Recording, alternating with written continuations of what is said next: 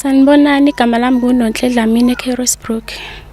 Alright, sisi wami njengoba sengichazela ukuthi sifike malunga nento that's trending on social media, ingabe uyahambisana mhlambe necala lika baba uGugu Dlamini ukuthi yena nje akayazi into efana naleyo and ayikaze yenzeka? Uma limogugu uyayazi lento, mina angihambisani nokuphika kwakhe. Alright, ukuze mhlambe nabanye abantu abasekhaya beve ukuthi what's your side of the story, mhlambe nje ungakwazi ukuthi ukhululeke uchaze nje ukuthi kwakunini kwenzakalani kanjani? Yebo, ngakwazi ukuchaza. Alright, ngicela ukukunikeza ithuba dadewethu ukuthi uzichazele wena ukuthi lithine lakho iside le story. Yebo. Le ekhaya mina ngangihlala nomalimogugu, nokhulu, nobamkhulu. So manga ngingahlali naye uma wehlala ePlainhill lo ekade eganele khona. So malimogugu ntambama wayengithatha ahamba yolala nami embedeni wakhe. Ngangilala naye nje ubusuku bonke. Umalimogugu yelento akazange azayenze kumina kube kanye, wayenza kaningi. Engifaka into yakhe yokuchama ngaphambili nangemuva. So kuthi ngenye day umalimogugu ekade eholile emsebenzini, angibize ngidlalele eminyango. Ngithi mangaba ngifika athi uyayibona le mali, ngithi mina ewe ngiyayibona, eyibala embedeni. Okwangimangaza kakhulu kwaba yiOkapu, oyekade ibeke khona eduze phezulu kombhede eduze kwayo imali. Ngayike abese ngidedele ngiphume ngihambe ngiyodlala. Kuthi ke ngenye day angithatha umalimogugu angise emva kwaround. Emva kwaround nakhona oyekade sayenza same engiguqisa ngedolo khona lapha emva kwendlu. So afakeke utoto wakhe la ngemuva kumina emva la ngibosha khona. So mangabe ifaka ke lento yakhe le uyifaka la ngibosha khona uyifaka nala ngichama khona.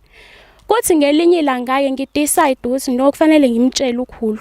Okhulu ngithi maba ngimtshela le ndaba athi ukhulu cha ungalinge nje uzuyisho lonto ngoba amanga lawo. Ngathula. Kwathi ngenye day wafika uma kwakade wenza umxokozelo wamalimobonga. Mangabe fika uma ntambama ke sophelile umxokozelo ngikhale ngimtshela uma ukuthi mama mina ngifuna ukuhamba nawe ngicela ungalinge ungishiye le ekhaya. Uma aqala goloza ukuhamba nami ngoba wedecide ukuthi mina kufanele ngihlale nokhulu. Okay, it's fine ke. Ngiyawumaza agcine sevumile ngihambe nangiyena ePlainhill. So ngalelo suku lolokwe la engamtshena ngalo zasikade zingekho ingane zesikole sahleli naye sobabili. Ngimtshela uma ukuthi ma ekhaya umalume ubekade ngifaka utoto wakhe ngaphambili nangemuva. Ayuma akazangazakholwe. Ongangokuba uma wazi wakha ngisho induku. Wangishaya ngendlela ukuthi engakholwa wabuza ukuthi Nonhle uGugu angayenza kanjani lonto le. Ngimtshele ngithi mayiqiniso ngisho ungambiza umalimogugu uzovuma. Nami ngangade ngingazi ukuthi ngempela mangabe efika uzovuma yini noma uzophika ngoba uma engaphika kusho uma angaqhubeka ngibulale ngenduku. Ayiwe uma athathe ifoni afonele babalindo emsebenzini ngoba edinga yena kumalimogugu. Atshela babalindo ukuthi babalindo ngicela ungisize ubuye noGugu umtshela ukuthi ngicela ngivakashele le ekhaya nangempela umalimogugu afike. So ke umalimogugu mangabe efika uma wafika wamphakela ukudla kwa right kanjaya wayesebuye ngena naye ekamereni lo ekade ezolala khona. Waxoxa naye wamtshela ukuthi Gugu la uNonhle ungitshela ukuthi wena ubukade umnukubeza umfaka utoto wakho ngaphambili nangemuva. Umalimogugu akazange azaphika. Umalimogugu wavuma ngaleso sikhathi. Into ayisho kuma wathi uyaxolisa ngaleso senzo sakhe wahlaselwa uSathane.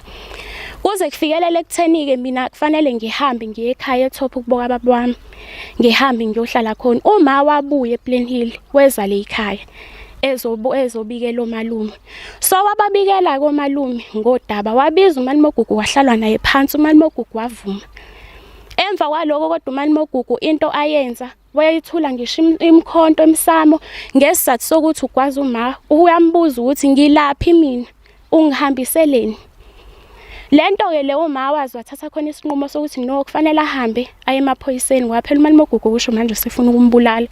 Emaphoyiseni ngafike ngachaza njengoba ngichaza nje ukuthi umalimogugu ekade lala nami hayi kanye kaningi wayengifaka utoto wakhe ngaphambili nangemuva. Kwazi kwafinyelela ekutheni ke manje kufanele ngithathwe ngisiwe kudokotela. Ngathathwa ngasiwa kuyena udokotela. Mangabe kufika kudokotela ngafike ngashekwa.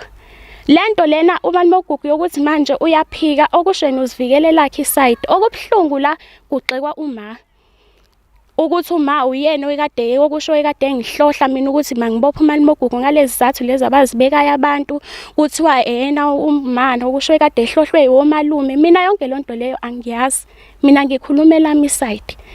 Ngisho kokuthena kakade kuney'ngxabano emndenini, mina angingene lapho, angiyazi lonto leyo. Mina ngikhuluma ngenkinga yami phela. Ngiyabonga. Dadewethu iyaze yabuhlungu, ngiyaxolisa ukuthi you had to go through so much umncane waze wakhula, futhi ke kuyaye kwenzeka ukuthi abantu abadlula ezimene ezifana nalezo odlule kuzo bagcine bezibulala noma abantu begcine bethatha izinqumo ezingezinhle. Siyakubona ukuthi umuhle, uphilile, uright. Mhlawumbe healing process, ukuhila kwakho kukuthatha isikhathi esingakanani, and I'm sure manje kunamanxeba avukayo because it's out there, it's on social media, people are saying whatever that they want to say. Mhlawumbe ungathi kukuphatha kanjani ukuva people having i-assurance ukuthi akukakaze kwenzeka kodwa wena ube wazi ukuthi usuhlukumezeke hayi kanye kodwa kaningi? Mina lento lena ingiphatha kabuhlungu yokuthi umalume yena uyaphika kuze kuzoba yimanje. Yebo uMalimogugu kufanele aphume ejele. Yewe usedonsile kakhulu lo mnyaka le aseyidonsile. Kodwa uMalimogugu mina bengikufisa naye ukuthi mangabe yizwa lento, imina uNonhle ngikhona ngiyaphila. Iqiniso lakhe ngicela livume. Kungaze kulimala abanye abantu abasemaceleni babekade bengahlangene. Sasinaye. La sesilala khona sasinaye sobabili. Omunye wayekade engekho. Mina lento le yangihlumeza kakhulu la emphakathini, ngithukwa ingane zize zilinganise, ezinye zithi zona zinamehla u3 awu2 lawa ababuka ngawo, elinye lingaphansi enkomeni. Ngoku mina ngizazi kahle ukuthi mina ngenzeka lonto. Ngithukwa lemphakathini ukuthi mina ngabophisa uGugu. Into ayisho njalo ithi mina ngabophisa uGugu, ngangizange ngize ngidlwengulwe mina. Abanye bathi mina ngadlwengula, abanye bathi ngiqamba amanga, njoba kusho namanje ukuthi wayamanga.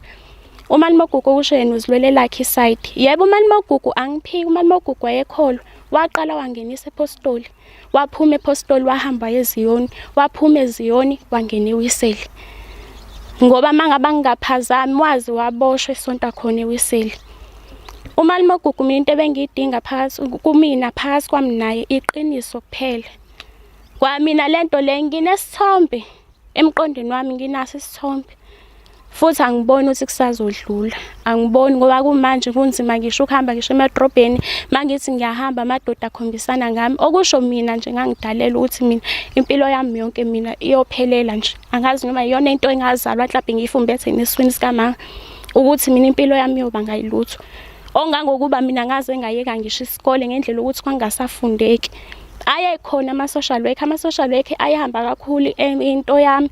Nanokuthi wazi kwafikelela ekutheni mina kufanele nginikezwe incwadi, uNyezi wanginikeza incwadi empesheni ukuthi kufanele ngiyithathe ngihambise esikoleni. Mangihambise esikoleni lo ncwadi leyo yafike yachithwa ngoba babethi othisha mina nginalutho emqondweni. Kodwa ngoku mina ngangizazi ukuthi ngiphazamisekile. Kodwa kulungile. Abantu abasayide ngalendlela abasayida ngayo, abamphikele ngalendlela abamphikela ngayo, naye laphika ngayo, kulungile.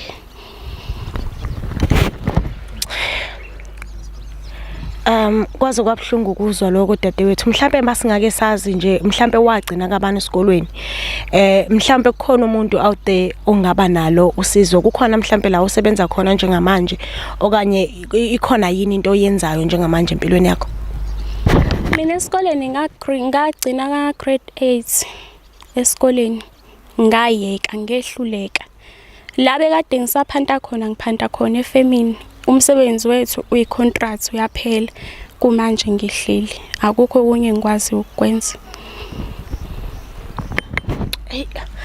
Mntaka baba, mhlambe ku journey yakho nama social workers kuke kwakhona mhlambe la okwazi ukuthola khona ama psychologists ukuthi ukwazi ukuphalaza inhliziyo yakho, mhlawumbe ukwazi ukuthola at least healing, noma ke ayizuba the full version of it, kodwa at least ukwazi ukuthi ukwazi ukuba noxolo enhliziyweni yakho. Mhlambe how does it affect you mentally?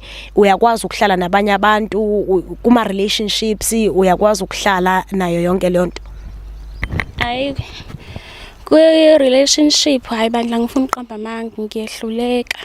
Nangokuba la khona le Carisbrook nginaye umfana wangizalisa ingane yami inonyaka manje.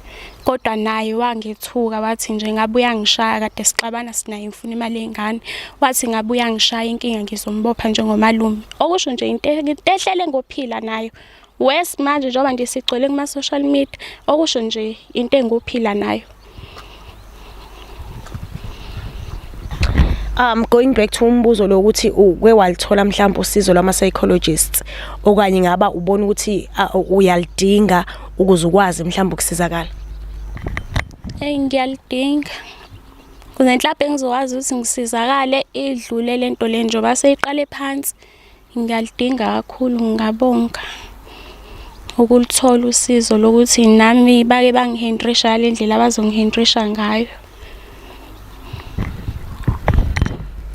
Dadewethu siyabonga kakhulu ngesikhathi sakho, siyabonga ngeqiniso lakho, siyabonga ngeside lakho le story. Sengathi uJehova ngakusiza ululame, sengathi uJehova ngakusiza kudlule konke kube ngathi akugagaze kwenzeka. Sengathi uJehova ngakuvulela iminyango ongakaze wayicabanga, ukwazi ukuthola umsebenzi, ukwazi ukuprovide ingane yakho, ukwazi ukudlula kule nhlungu obhekena nayo. Mhlawumbe nayo malume mayiphuma nikwazi ukwenza uxolo njengomndeni niqhubeke niye phambili. Ngiyabonga, mhlambe kungazameka ukuthi libe khona uxolo ngoba nami sengiyafisa ukudlula kuyo yonke lento le.